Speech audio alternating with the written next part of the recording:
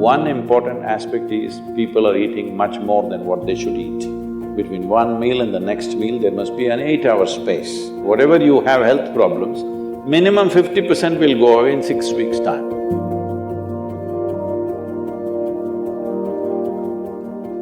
Namaskaram Sadhguru. Fasting on auspicious days has existed in India since time immemorial, but many Indians believe that it's unscientific and illogical until the work on autophagy induced during fasting has been awarded the Nobel Prize. Even I started doing intermittent fasting this year. So why are such beneficial ancient practices being labeled orthodox and then immediately implemented once there is a Western approval? That's because you don't have the right color of the skin.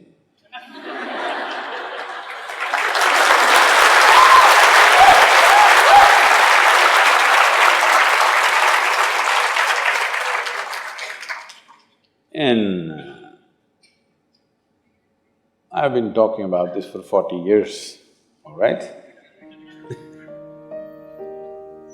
And I have seen hundreds and thousands of people who just become healthy and well simply because they're not fueling up all the time when the tank is filling. In the yoga center, everybody eats at 10 o'clock in the morning and at 7 o'clock in the evening. Our lives are very physically active. There are no automobiles inside the ashram, it's a large place. Everybody either walks or cycles. Even if you have to go to the dining hall, it's a kilometer. If you want to go to your workplace, it's half a kilometer, 1 kilometer, like this. All the time, people are physically active. So everybody is very hungry. By the time it's 3:30, 4 o'clock in the evening, they're extremely hungry. But we learn to live with that because empty stomach and hunger are two different things. Hunger means your energy levels start dropping. But empty stomach is a good thing. In the yogic sciences, today modern science also is coming in line with this. But what we know by our experience, you will spend $1 billion to come there.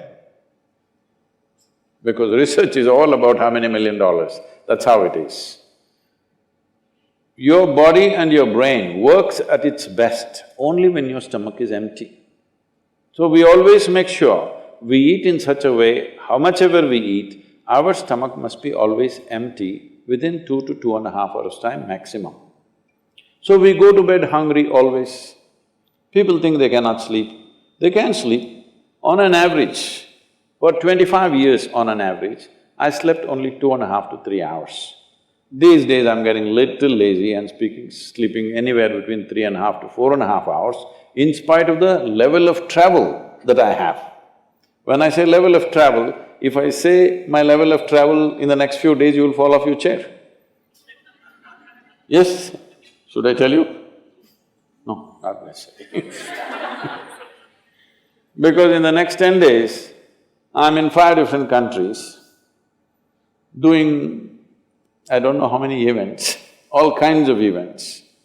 So, you're able to keep this up simply because you don't overeat. It's very, very important. Everybody eats 2 meals. I generally eat only 1 meal, 4:35 in the evening, because I don't like to sit in front of the plate and worry about how much to eat. I like to eat well. So, 4:35 in the evening, if I eat a meal, it's only next day. Is this enough? Am I looking okay? Hello? I'm not looking like your patient, isn't it? I'm not going to come to you because any correction and purification that needs to happen in the body, your stomach needs to be empty. It's very, very important. Otherwise, the purification on the cellular level will not happen. You pile up things and then you have all kinds of problems. The first thing is inertia in the body. Inertia means there are many levels of inertia. If you don't notice all that, the amount of sleep that you have is inertia. All of you have come here to live or… Hello? To live, right? Not here, I'm saying into this life. You want to live or… The intention of life is to live, isn't it? But because you talked about American doctors, this is all being picked up here also. All American doctors say minimum 7 to 8 hours you must sleep. So that means 1/3 of your life you must sleep. Another 2, 3 hours, 4 hours goes in bath, toilet, eating, this, you know. So literally 50% of your life is just maintenance. Suppose you have a vehicle, you have a motorcycle or a car, if it goes to service 1 day in a month, all right to keep it. If it goes to service 15 days in a month, this is a nuisance, isn't it so? Most people have made their systems into a nuisance because their own body is a big impediment in their life. Anything they want to do, their body will not allow them to do. So in this there are many aspects. One important aspect is people are eating much more than what they should eat. Simply because they have been told, you must eat more, otherwise you will become weak, this, that. No, it is the way you keep your body. Today everybody is trying to work towards a fuel-efficient car, motorcycle, everything. This means what? If the machine runs smoothly, it'll consume less fuel, isn't it?